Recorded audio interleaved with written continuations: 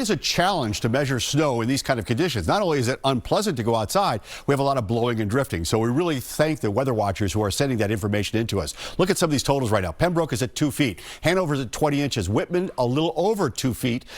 Stoughton not far behind at 23 inches. Now it does taper off as you get up toward Quincy, about 14 inches, but Norwood's got 16 and a half. West Roxbury's got over 10. Waltham's got 12 inches of snow. Holliston over 15 inches of snow.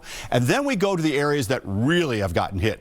So we're going to get some new updated reports coming in here, but Acushnet's at 26, Dighton's at 27, and then look at this, TF Green, 32.8 inches of snow right now.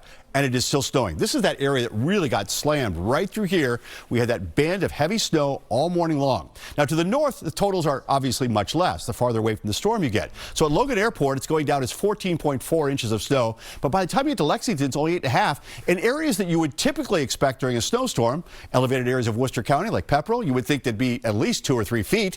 It's only 5 inches. Tingsboro coming in at 7.6. Danvers 9.3 inches of snow. So really, as you are down in that band in southeast Mass into Rhode Island, that's the area that picked up the most.